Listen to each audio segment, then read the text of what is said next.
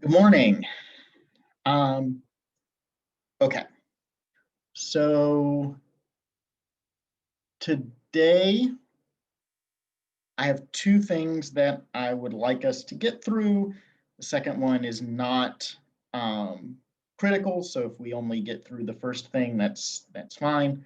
But we're prepped for two things. The first thing that I want to do is I want to talk through a particular case and sort of draw out what's happening in that case in some detail so that we can piece together what is going to what we're supposed to be drawing from this case and sort of how the case is used. And then if we get to the second piece, we'll talk about how that case, how the principles in that case sort of implicate some other concerns. So let me give you the case that we're going to talk about. So this is the case of Walsh versus Lonsdale. So what I would like you to do is we're going to take just a minute, and I want you guys to pull up, if you have notes on this case, if you would like to find it in the text, if you want to go in and Google and try and get your hands on some information about the case, right? That's fine. Take a minute and go and find what you need to find.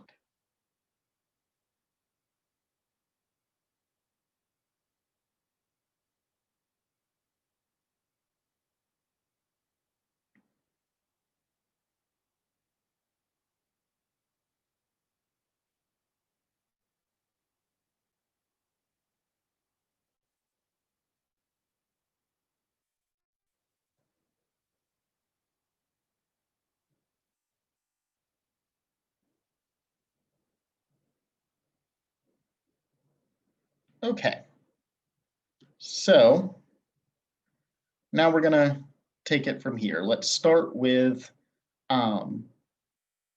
the first sort of ground rule question, right, is what are the facts that bring the case of Walsh versus Lonsdale before the court? So what happens to get them into the courthouse?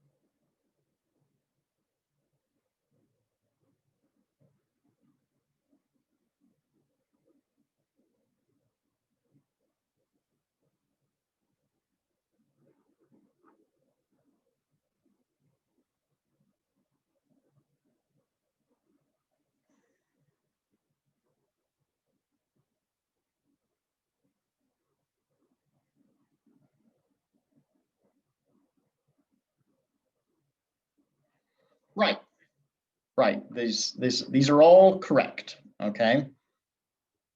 So what happens after Walsh refuses to pay the year's rent in advance?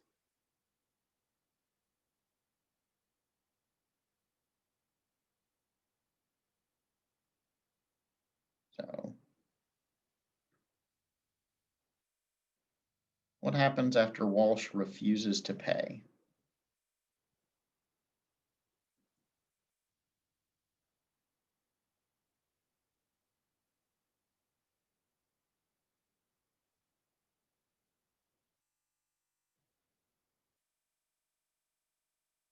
Well, we know that's not true because as Sierra points out, Walsh is the claimant in this case.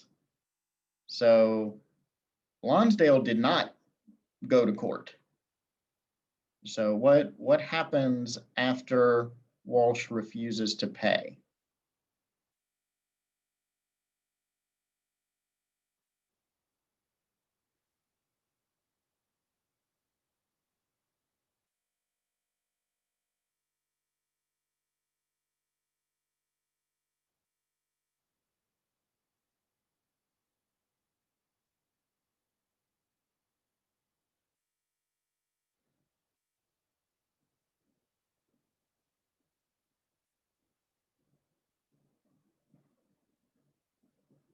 No, we're not there yet, Michelle. You're not wrong, but we're not there yet.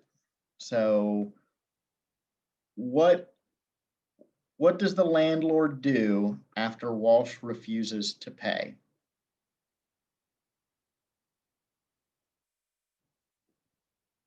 He already demanded the money. Walsh said no.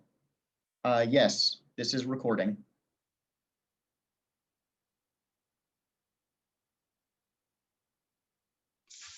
Sir, I think he levied distress. He called for distress for the non-payment of the rent. Yes, what does that mean?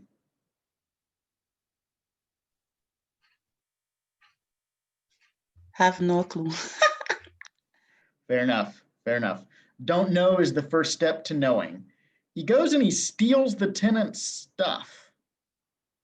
Like that's literally what distress means. It's a common law remedy where you go and seize the tenant's chattels to satisfy the debt.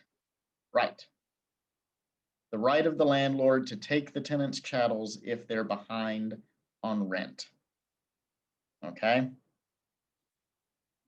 Absolutely correct. Okay.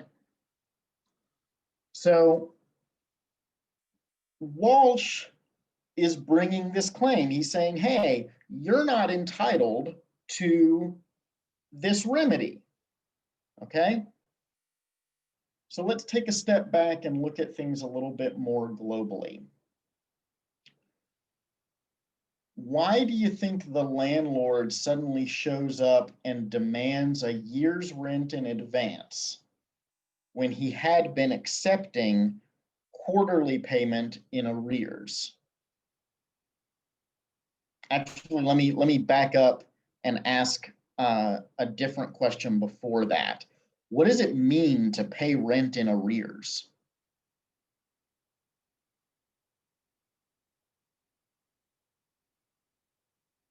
Like when the Court of Appeals describes the facts that give rise to this, and they say that Walsh had paid rent quarterly in arrears, what does that mean? So is it like you owe rent to the landlord and you're behind on your payments and you're still paying, but it's not for your current, like the current month or something. It's like for previous time. That's exactly right. It's paying at the end of the month instead of at the beginning. Right? So you're paying for use you've already had rather than paying for the use you're about to have. Do any of you guys have landlords who will accept rent in arrears? I've been renting since I was 18 years old. I've never had a landlord who would accept rent in arrears. They all want payment in advance. Chris has. All right. Well, good for you. You have one of the good ones. Yeah, she was really understanding because we lived there for so long. Mm-hmm. But when we had the issue, she was like, well, okay, I understand. And she allowed us to. Right. But the relationship anticipated that you paid in advance, right? This was a dispensation. Am I understanding that right? You don't have to answer that. Yeah, okay. So moving on.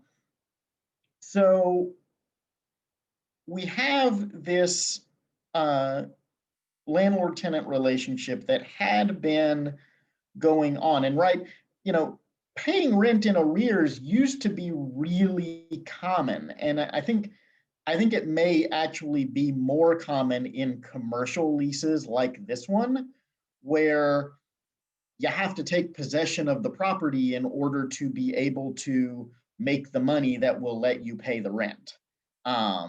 So that I think that it may be more common in commercial transactions than in residential ones. But we have this relationship that's been going on for almost 2 years at this point, with a relatively, it's been pretty stable, and then suddenly the landlord shows up and blows the thing up, demands a year's worth of rent in advance. Why would he do that?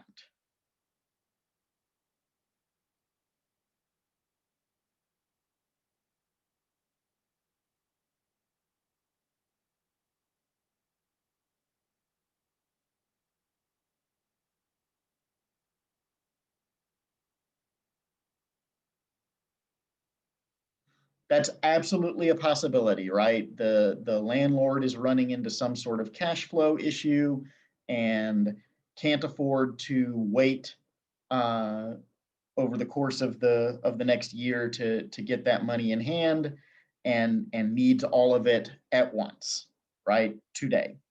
That's absolutely possible. Bryce is saying the same thing a little less politely. uh, but what are some reasons where the landlord may engage in this sort of behavior that aren't about his needs, that are maybe about a change in the relationship?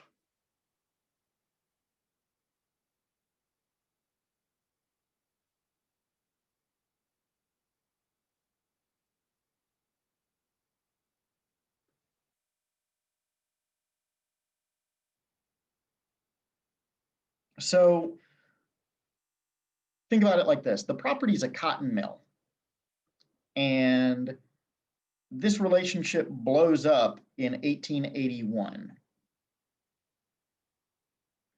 Anybody think of anything that might have been going on around that time that might affect the cotton industry? The end of slavery, right? In particular, the end of slavery, and more approximate in time, the end of Reconstruction in the United States, right? Where American cotton just sort of disappears from the market for a while. And there's Indian cotton and there's Egyptian cotton, and both of those are available, but the drop in supply changes the nature of the industry, right? This is a massive amount of cotton that comes out of the United States that just ceases to be available for a while. And the late 1870s is the very beginning of the return of American cotton, assuming that it returns at all, right? Because cotton is not a significant crop in the U.S. anymore, not in the way that it was. So these are all, but yeah, the end of slavery, the change in the cotton industry is associated with all of this. And the point of all of this is that these larger events affect what happens with your clients, right? What's going on out in the world is going to change the incentives for your particular clients, which may change what they're willing to consider is an appropriate resolution. So I have a sneaking suspicion, and I don't know that this is the case, but I have a sneaking suspicion that what we actually have here is a cotton mill that's in the process of going out of business. And Lonsdale is trying to make sure that he gets as much money as he can out of this mill before Walsh disappears. So he comes in and he starts seizing chattel to satisfy Lonsdale's debt. I mean, to satisfy Walsh's debt. What is Walsh's argument for why this is unlawful, right? Why is the distress wrongful in the argument of Walsh?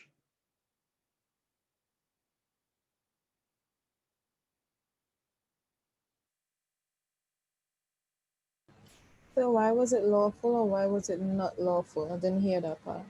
What's Walsh's argument for why it's unlawful? The taking of the chattel? Right.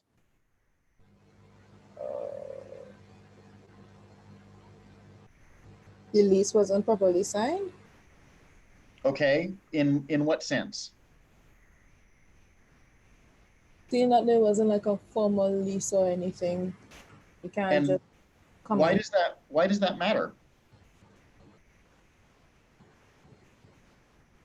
Because it would stipulate what you can and can't do. Hmm? It would stipulate what you can and can't do. So if in the lease it says that if the specific thing happens, then I, as the landlord, have the right to now come and take this. But seeing that there wasn't a formal lease, you can't just. Well, but we have this contract, right? And the contract says what you can and can't do. Why does the lease matter? Bonnie says the lease is a legal document. Bonnie, can you explain that? Oh, sorry. It says that the lease had to be created by deed in order to be legal. Okay. They said that this had not been done, and his argument was that it wasn't legal. And so what does Walsh argue he has?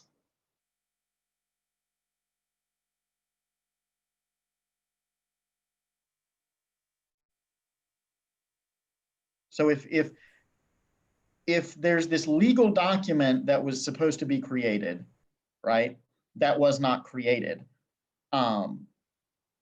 what does Walsh have? Why is Walsh not trespassing by operating this cotton mill?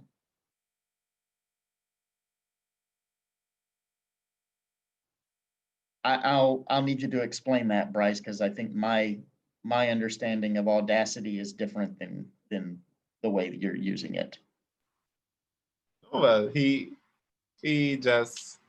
agreed to terms, and the terms were that if the rent payable in advance was demanded, that you were to pay it. And the guy came and he asked for it in advance. He refused to pay it, so he has audacity to even bring it to court. Fair enough.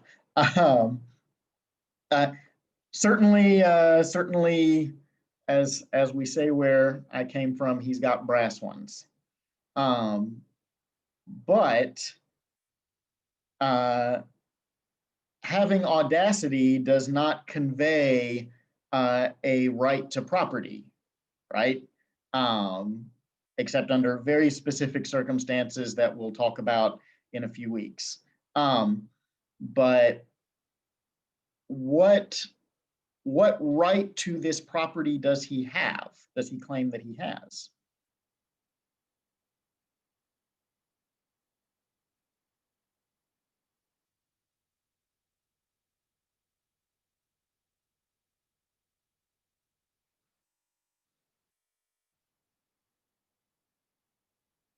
So is this where equity comes in? Not quite, right? Because he's still arguing that he has a legal interest. He's just saying that it's not a legal interest created by a deed, right? Because remember, this is a situation where leases over a certain length require a deed.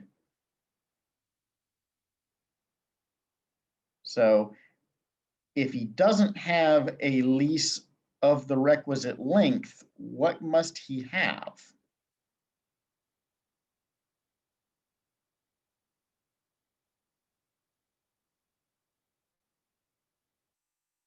Because he can't just be like a squatter, right? He can't just be on the land without any sort of lawful interest, because then he runs afoul of equity requiring clean hands, right? Right. He has a term of an agreement. Okay. What kind of a term?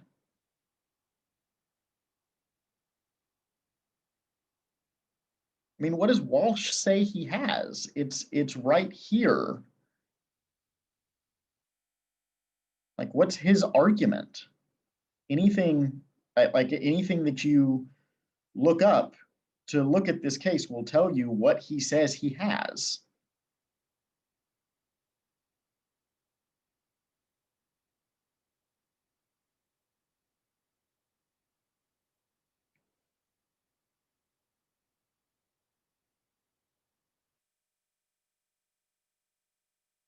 Now you guys are just guessing.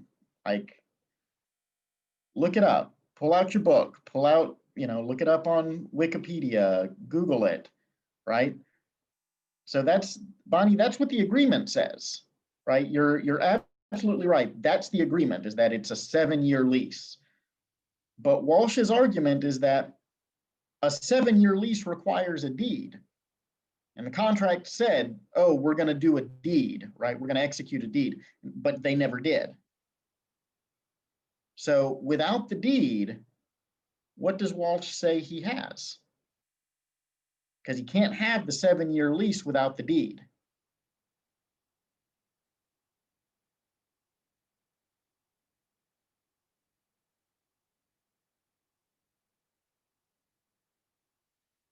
Sarah says a lease enforceable in equity. If it's enforceable in equity, then that, if the lease is enforceable, then Lonsdale wins. So what is Walsh's argument for why he wins?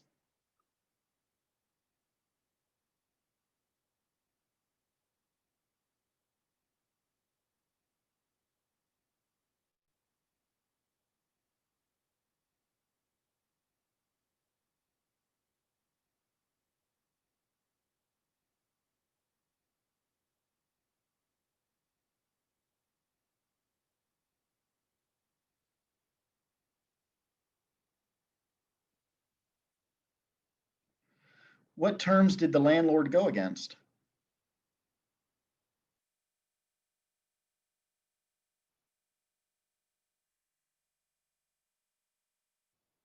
Like this, we're still not identifying what Walsh claims he has.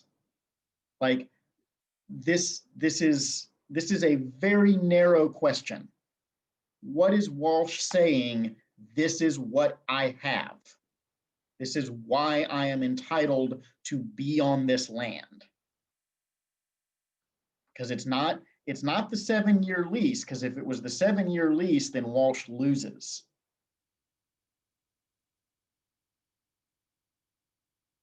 It's definitely not the same rights as the landlord, because if he has the same rights as the landlord, he is the landlord.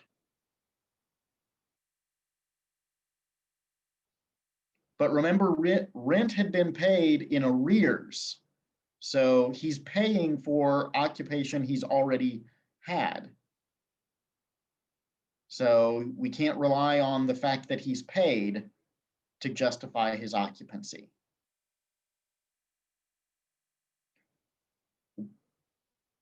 I agree he has an interest. What interest does he have? He says it, right? Like I said, anything that you look up to look up a summary of this case, look in the textbook, look on online, it will tell you what Walsh says, which suggests to me that none of you are actually doing that. Again, you're guessing.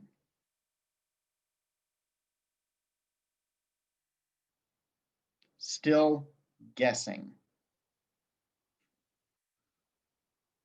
Walsh versus Lonsdale, Elisa.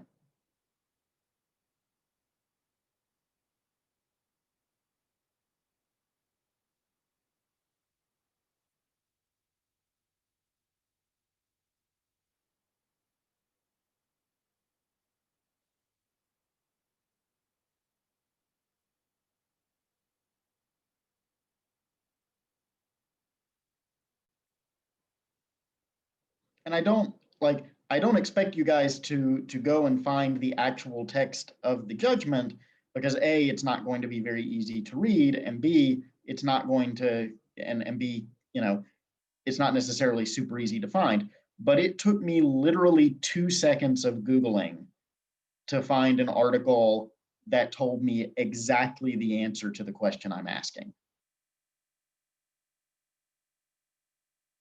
Like I only Googled the name of the case.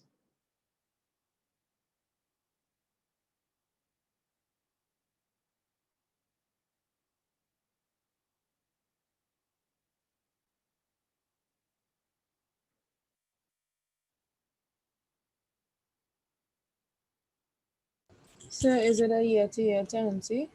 That is absolutely correct. Kira, you're right as well, but you're jumping ahead.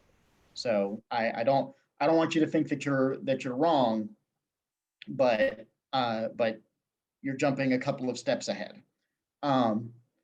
Yes, Walsh's argument is that he has a year-to-year tenancy. Okay. Why does this matter? That sounds like a question, but it's not.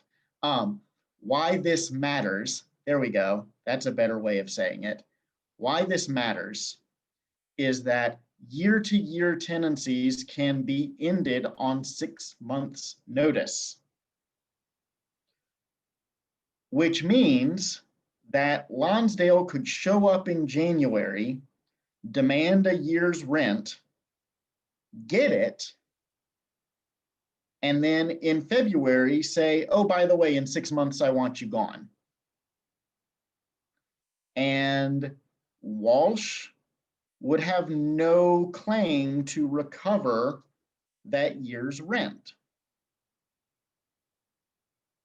So this is Walsh's argument, okay?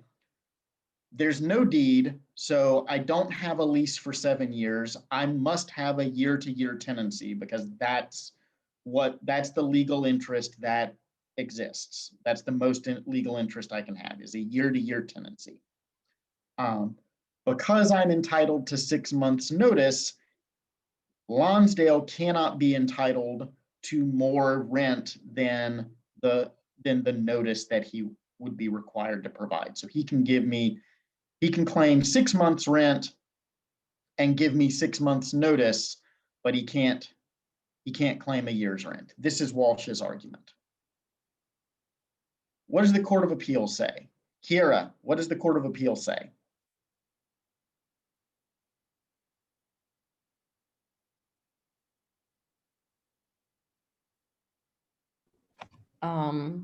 That he has the same right of distress. That Lonsdale has the same right of distress as if a lease had been granted. Why? Why? I don't know. Fair enough. Like I keep saying, I don't know is the first step to I know. Okay, so totally fine. Somebody else want to jump in? Why does the Court of Appeals say that Lonsdale wins and they reject Walsh's argument? They said that they said that in any conflict, the rules of equity should prevail. And That's according correct. Yeah. to the maxim, equity looks on has done that which ought to be done. the parties were treated as having a lease enforceable in equity from the date of the agreement to grant the lease. So Right. they, okay, go ahead. Go ahead. No, finish your point. I'm sorry. Okay, and it said that such a lease was held under the same terms and the court could order specific performance of it. And that's it. Absolutely correct in every particular. So let me unpack it a little bit to make it clear, right? The court says, look, you had this agreement to execute a lease. You had this agreement to complete this legal interest. You didn't do it, but you should have. You ought to have.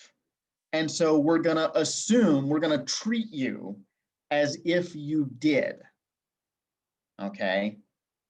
Because we absolutely, right, we have the power to order you to go and do the lease. Okay, that's the specific performance part. We have the power to order you to do what you said you would do. But why not just skip that middle step and treat you as if you had done it? Okay.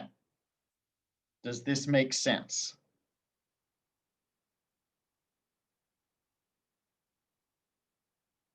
No. Okay.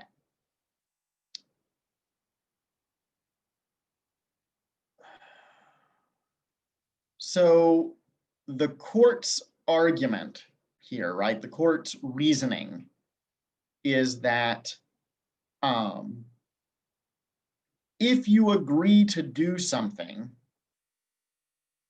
you should do it. And if you don't do it, we should treat you as if you did it. Okay, and the reason for that is the court has the specific power to order you to do it. So this is where this comes from, right? Is you have an agreement, you have a contract. The contract says we shall engage in the necessary steps to create this legal interest in land. We didn't do what we said we would do, but the court would have the power to tell us to do it. Okay? And the question of whether the court has the power to do it, that's a little bit different. We're going to talk a little bit more about that on Tuesday. If you want sort of a full discussion of it, you need to take equitable remedies, which I believe Ms. Lancaster teaches, but that's a different class. So we're going to talk a little bit about it, but not much. But so that's where this comes from, is you have an agreement. The agreement says you're going to create this legal interest in land. You didn't, but we could tell you to. And so rather than telling you to, we're just going to treat you like you did. Kira, is it clearer now? I feel like I'm just saying the same thing over again, and I don't know that that's helping you, but. It's clearer, yes. Good, okay. You would tell me if it wasn't, right? Yes, of course, of course. Okay, good.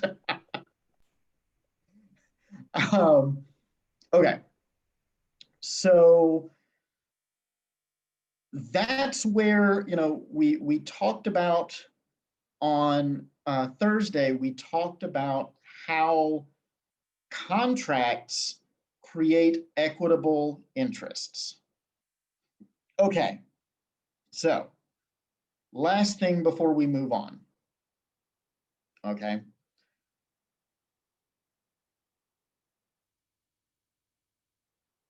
Walsh and Lonsdale have an equitable landlord-tenant relationship.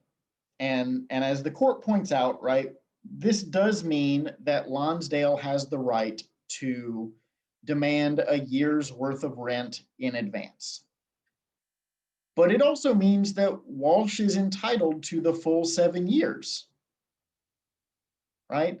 Now, if we are correct in what we think is really going on, Walsh doesn't want the property for 7 years. Walsh wants to be told to get the hell out in 6 months, right? Because he's not making any money. Um, so the court goes, oh, look, you have rights. You're a tenant. You're entitled to this land for 7 years. And Walsh goes, gee, thanks a lot. I'll, use this piece of paper marked judgment I'll burn it to keep myself warm in the poorhouse.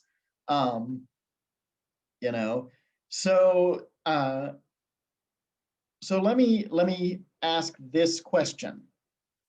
What is the difference between the common law landlord-tenant relationship that Walsh and Lonsdale agreed to create and the equitable landlord-tenant relationship that they actually did create? So what's the difference between the legal relationship and the equitable relationship?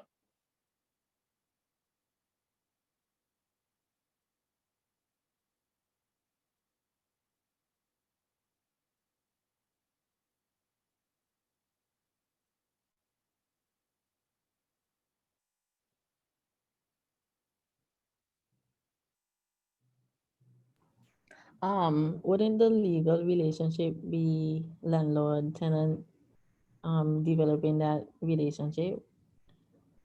Well, they're both landlord-tenant relationships, but one is legal and one is equitable. So what's the difference between those relationships? I don't know.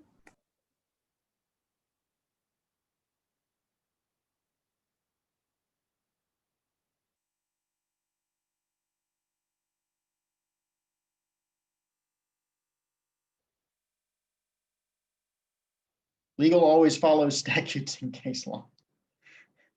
I mean, one of the maxims is that equity follows the law. So, I don't know. The it's simpler than that, right? It's not about authority. I'll give you guys a few more seconds to think on this, and then I'll stop hiding the ball on you.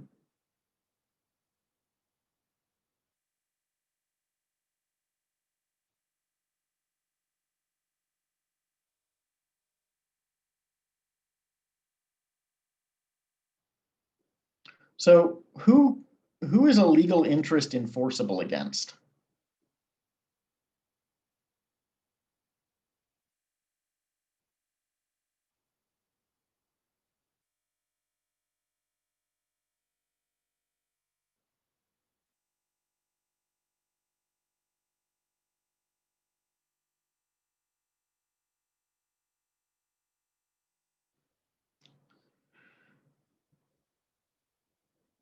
Who else?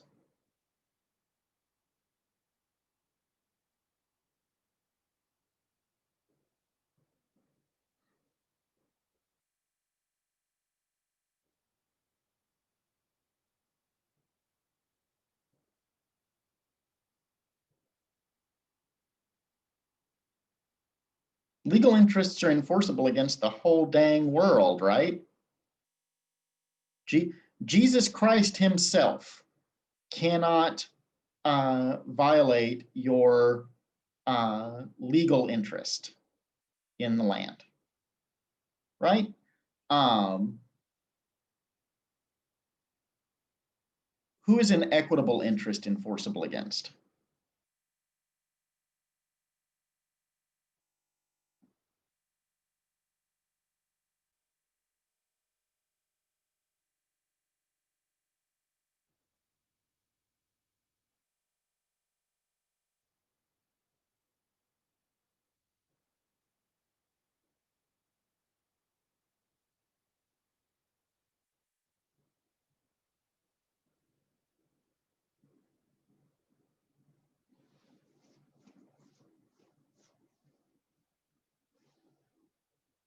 Right. Those who know about it, those who have notice.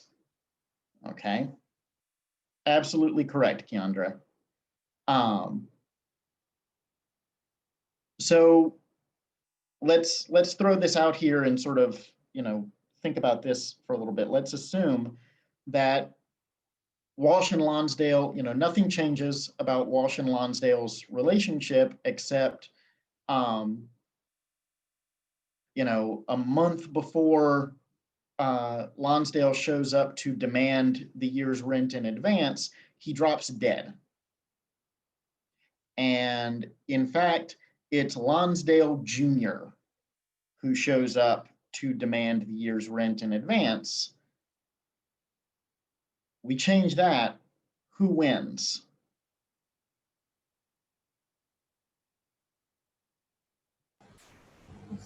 So I would want to say Walsh, because he would have had the contract with Lonsdale and not Lonsdale Jr. Unless there was some kind of communication to say, well, I'm handing this over now to. To my son, right? Yeah. So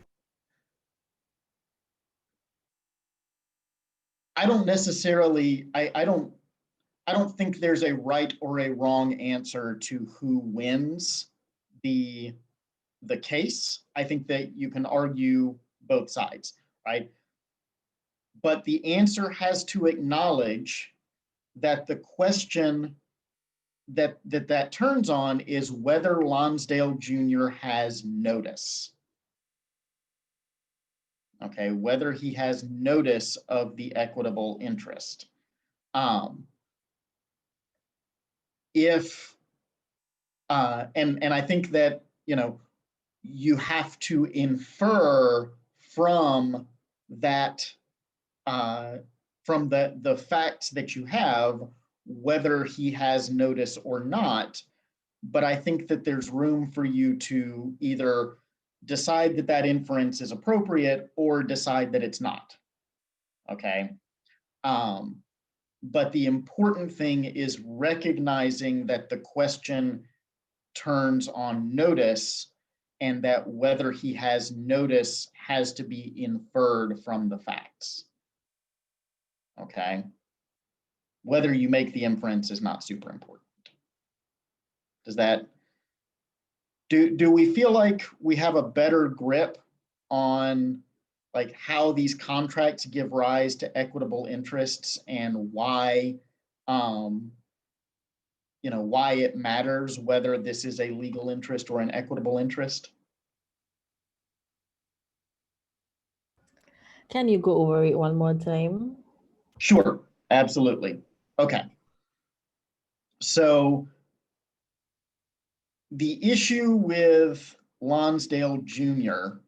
is, does he have notice of the equitable interest?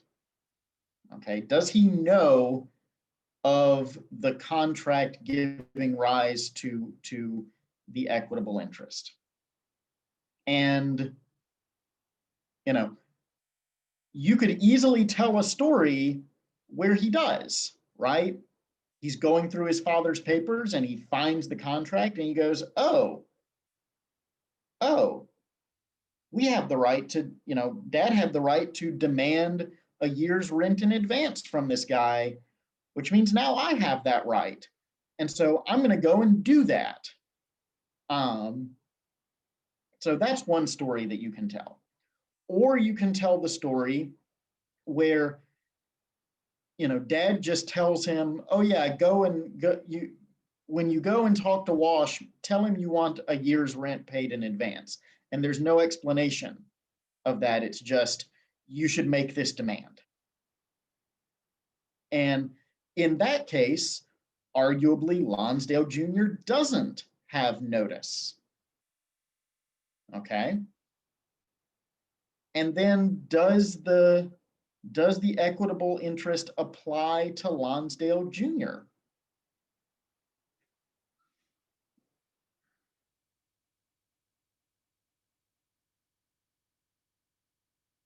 Okay. So does it make more sense now, or is it still confusing?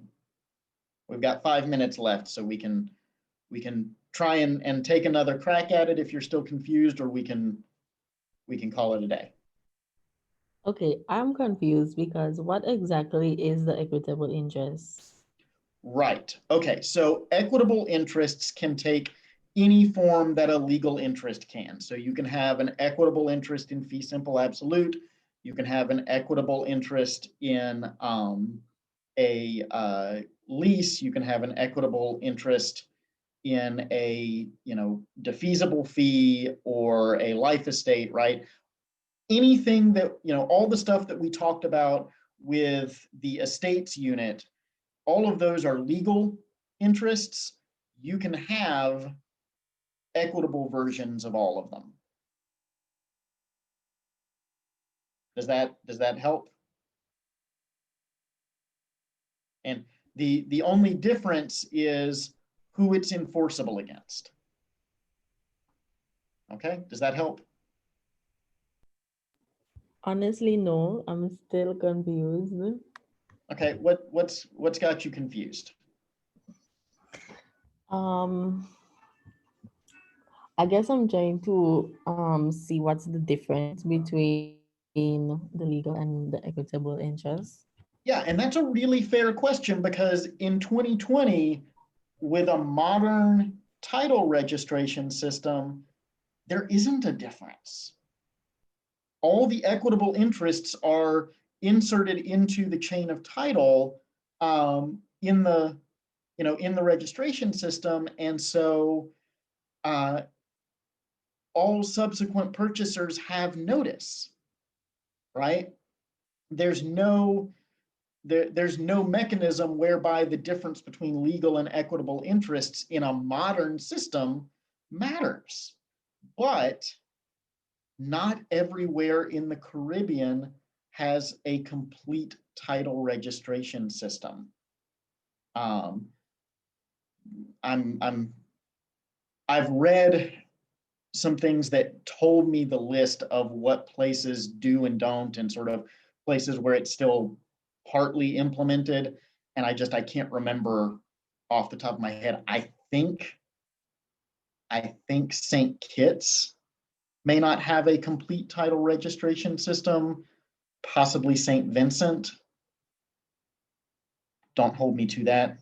But I know there are places where not all of the land on the island is registered. Okay. And when that happens, the difference between legal and equitable ownership really matters, because you don't have complete presumed notice through the registration system. There may be you may have an equitable interest that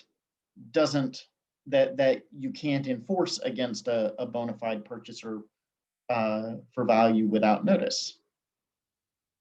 Okay, so I think that the important lesson in trying to, sort of wrap your head around the difference between legal and equitable interests is the importance of title registration, and the importance of sort of expanding title registration in those places that we don't have it. Because if you have title registration, then none of this matters, right? We can just sort of set this aside. But for the few places where it's still not complete, it matters. So I don't know that this is helpful. Is this? I didn't mean to rant at you about registration. So.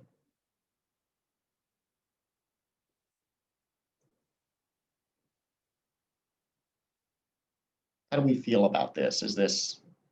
We feel like we've got a grip?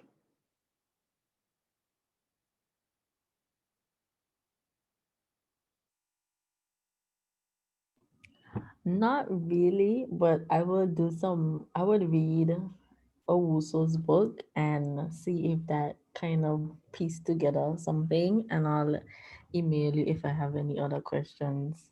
at the very least, reading Professor Owusu's book will give you some help in framing questions to maybe give me some hooks into giving you a better explanation.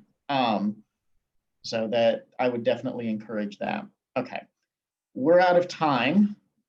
So I'm going to wrap this up, but I will see you guys tomorrow, and we will take another stab at continuing to understand the legal and equitable divide. So take care. Excuse me, wait, excuse me 1 second. Go ahead. Sir, What's up? when is office hours? When are your office hours again? Tuesdays 1 to 3, and if you're on Barbados and you feel comfortable coming to campus, you're welcome to come to my office. In e-learning, there's a link to the virtual office hours. And I think a couple of folks in here may have used some, but anyway, so, all right, then I will see you guys tomorrow, and we'll keep plugging away at this. So thanks so much for your hard work, and see you tomorrow.